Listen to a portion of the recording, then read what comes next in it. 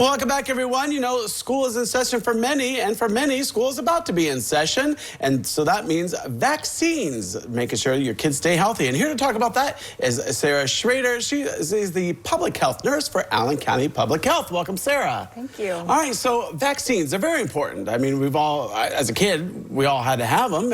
And there's certain recommendations that are for public schools, right? Yes. So normally your back to school vaccinations include those for kindergarten, 7th grade, and your 12th year of high school. And that includes your DTaP, which has the tetanus and pertussis in it, the polio vaccine, and then your measles, mumps, rubella. And then also you want to get your chickenpox vaccine, the meningitis booster, so all good ones. Yeah, so there's, you know, measles we've talked about that on the news quite a bit. You know, it's been kind of an outbreak, especially in Texas area, but it did travel up north as well. So that is something we're seeing more of, which is kind of unheard of, you know, for a long time. But that's why these vaccines are important, right? Yes, of course. Measles is very contagious, and the vaccine itself is over 90% effective. So it's very effective at preventing measles. Yeah, so there's been a lot of misinformation, questions, et cetera, on vaccines. It's been something that we've all had for many years and no problems. But, you know, are you seeing that more and more lately? Yes, a lot of people have misinformation. There's so much information. There's so much that people can look at. So we always do our best to give them the quality education while they're there so that they make an informed decision.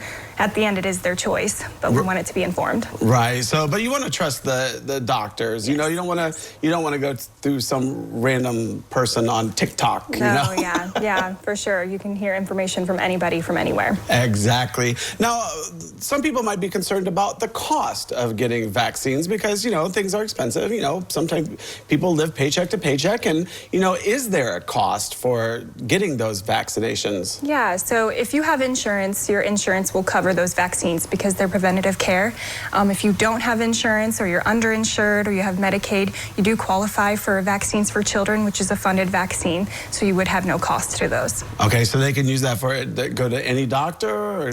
So most doctors have the VFC vaccine, the vaccine for children, but some do not. If they do not, you can always come to the health department. We do have those. Yeah, and it is an easy process, right? You just kind of roll up your sleeve and then ta-da, it happens? Yeah, it's easy peasy. Come in, make an appointment, and we'll get it done for you. All right. So some of the things that, you know, people might question, you know, is the cost, which we covered. They're safe, and we, you know, obviously they are, and we've covered that as well. Oh, yes. Are there any other questions that people are coming to you with, or? Oh, just like you said, there's a lot of misinformation. I think a lot of, especially new parents, are very nervous. So we always just do our best to educate to the best that we can, make them feel very comfortable and that they are being heard, because we do understand that it's scary. I mean, when you have all that information at your fingertips. Exactly. That's what we're here for. All right. Well, Sarah, thanks so much for coming on, and go out and get those vaccines for school and so keep your kids healthy. So thanks for coming on. Thank you.